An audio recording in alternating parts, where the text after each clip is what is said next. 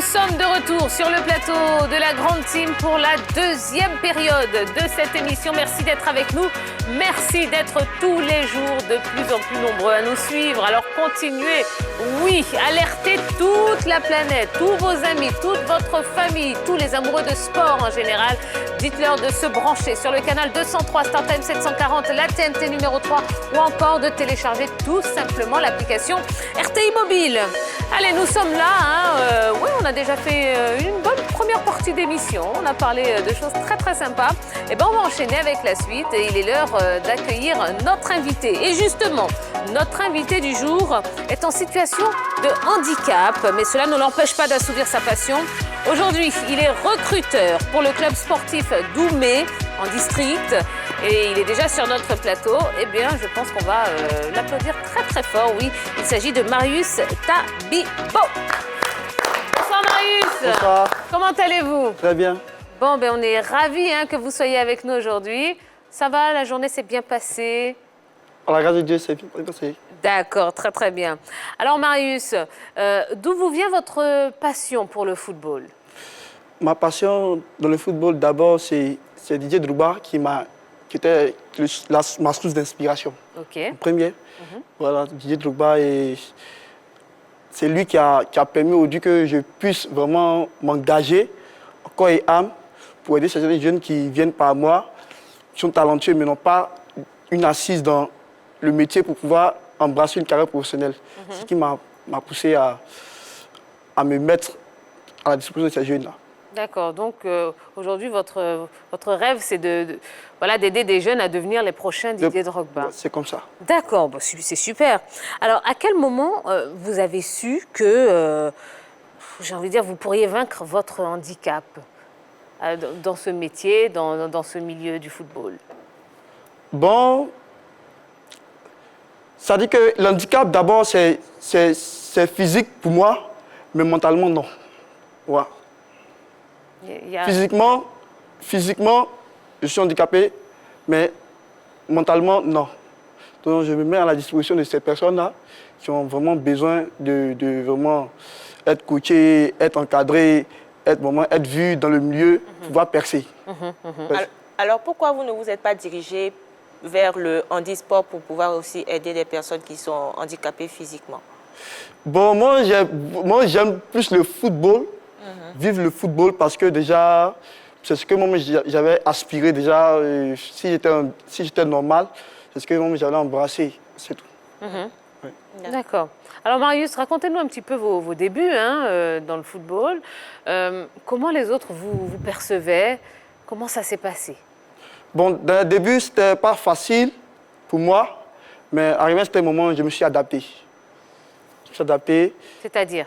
Quand vous dites que ce n'était pas facile, qu'est-ce qui n'était pas facile? Ça dit qu'avec mon état, déjà, se déplacer, aller sur les stades, tout et tout, ça demande des efforts physiques, financiers aussi par moment pour aller emprunter des moyens d'efforts pour être là, pour pouvoir avoir vraiment des talents que tu désires vraiment aider et avoir tes objectifs, quoi. Donc, c'est un peu ça. D'accord. Oui. Bah, moi, j'ai bien envie de lui demander, mais quelles sont les qualités qu'il faut avoir pour être un bon recruteur? Bon, d'abord, pour être un bon recruteur, d'abord, c'est des critères que l'on dépêche. C'est-à-dire qu'il faut avoir une certaine maturité dans la chose. C'est-à-dire, je m'explique, recruteur vient du mot prendre des jeunes joueurs, rechercher des jeunes joueurs talentueux, mais qui n'ont pas une assise, et mais intégrés dans les clubs, ou peut-être tu es affilié avec ce club, ou des associations qui te sollicitent pour pouvoir aller dénicher ces talents. D'accord. Et là, c'est-à-dire, les qualités, c'est quoi? Il faut avoir le flair, il faut avoir le coup d'œil. Il faut avoir un coup d'œil. Voilà, il faut avoir un coup d'œil, c'est tout. Il faut avoir un coup d'œil dans ce que tu veux visionner ou voir. Et parfois aussi, vous pouvez vous tromper dans les choix que vous faites, ça arrive très souvent.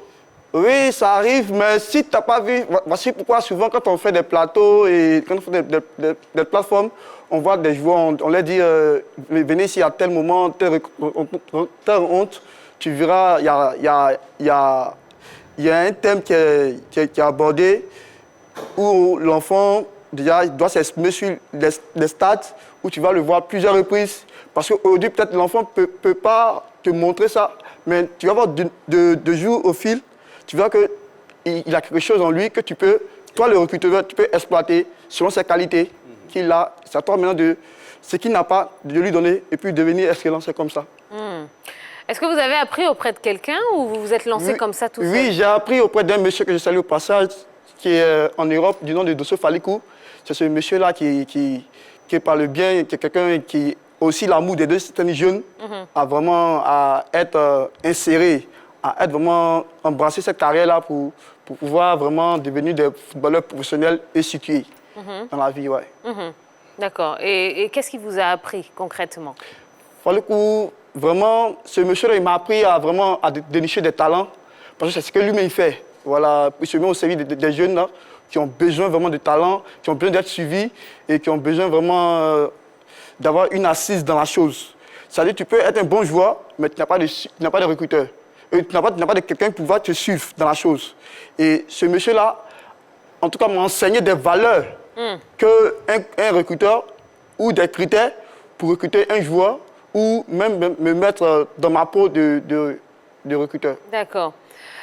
Est-ce qu'il y a une différence? Parce qu'à vous entendre, hein, suivre le... Voilà, prendre un jeune, le suivre, c'est pas très loin du rôle de l'agent, finalement.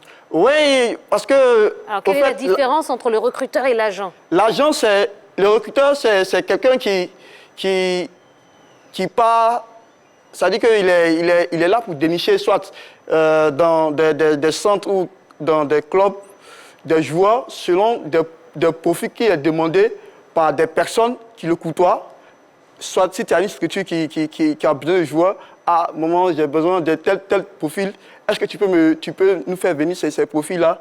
Toi, tu organises un plateau et autres, et quand, après le plateau, selon tes critères et tes performances, tu vois si ces profils-là, ça te sied ou pas. Donc vous êtes chasseur de tête. Hein, voilà, chercher des talents cachés. Ouais. D'accord, très bien. Bon, on va parler du club sportif de Doumé. Ouais. Comment vous vous êtes retrouvé là-bas?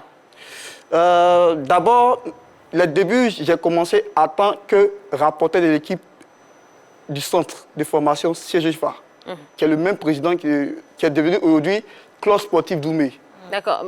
Ça veut dire quoi alors concrètement? Ça veut dire CGFA qui était le centre de formation, oui, qui s'est converti en club sportif Doumé. D'accord. Je joue aujourd'hui le championnat district. Oui.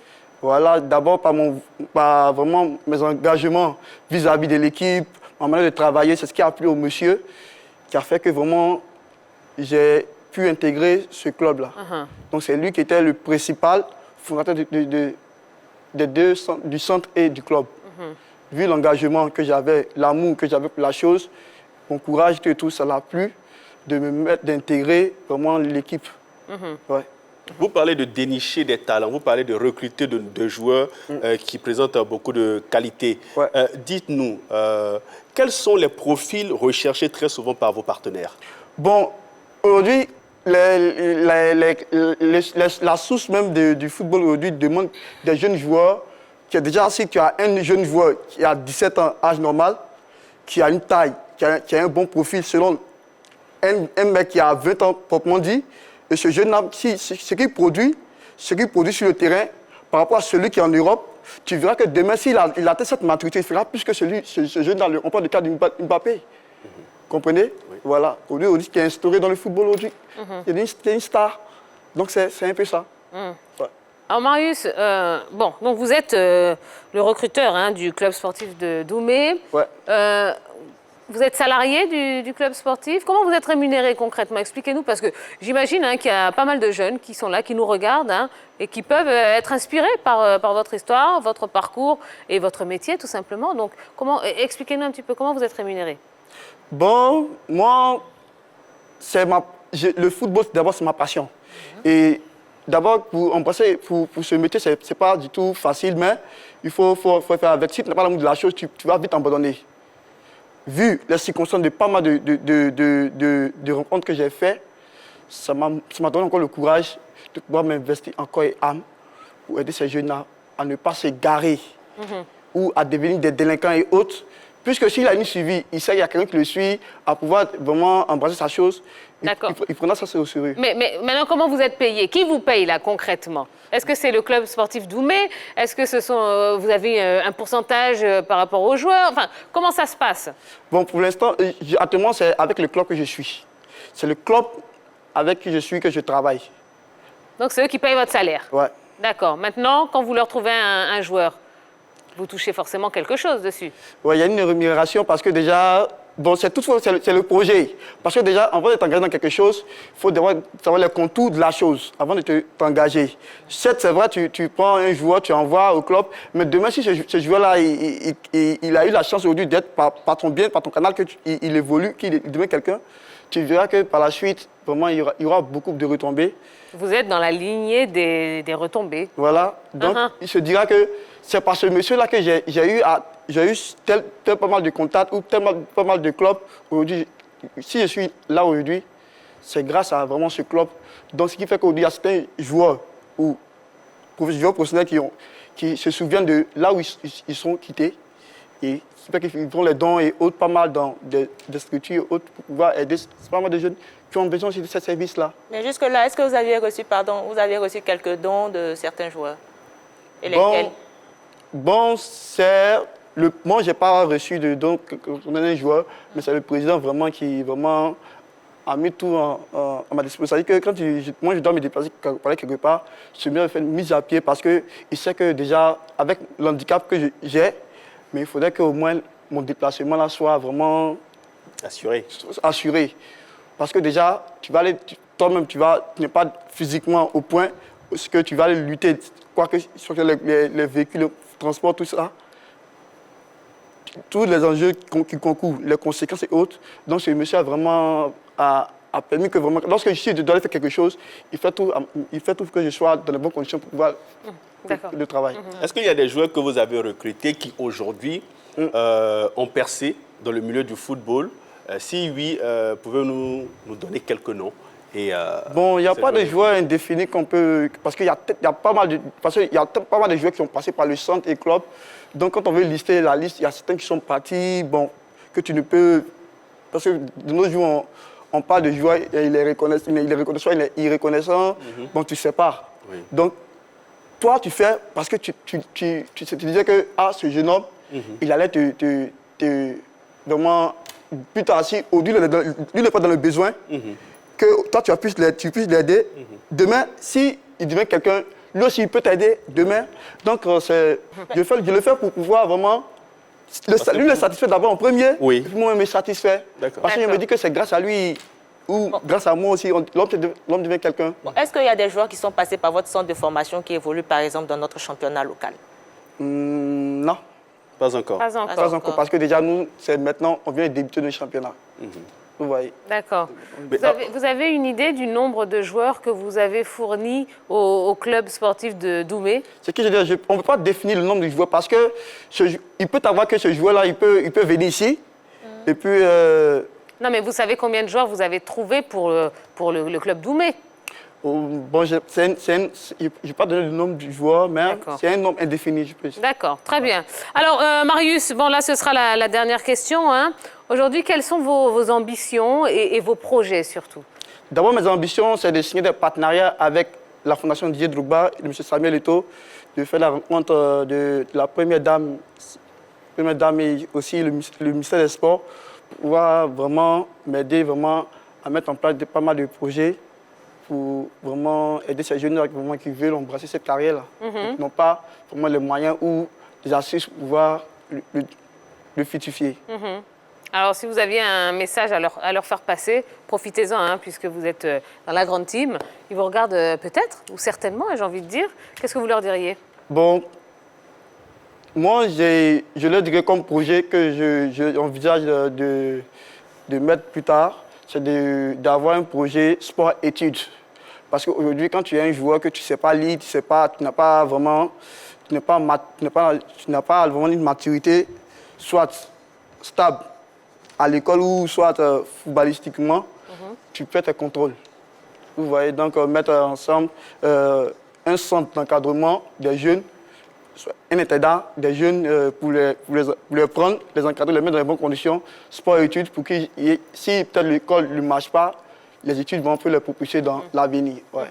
D'accord, donc eh ben, on leur lance un appel. Hein. Vous avez dit Didier Drogba, Samuel Eto'o, la première dame, Madame la première dame, et puis le ministère des Sports, le ministre des Sports. Voilà, le ministre des Sports. Eh ben, très bien, ben, l'appel est lancé, le message sera passé et on espère qu'il sera entendu en tout cas.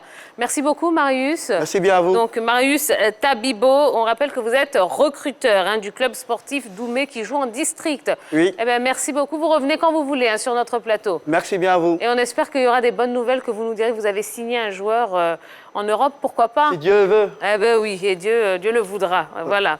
Allez. Voilà, on va marquer une nouvelle pause. Hein. Ne bougez surtout pas. Après la pub, on parlera de la CAN 2023 et vous aurez encore l'occasion de vous exprimer par téléphone et puis toujours sur la page Facebook. Je vous expliquerai tout. Et puis on parlera également de l'Euro 2020, de la Copa América et on vous a prévu un petit gnaga des supporters. Donc vous avez vu pas mal de belles choses à vous proposer. Ne bougez pas, on revient juste après ceci.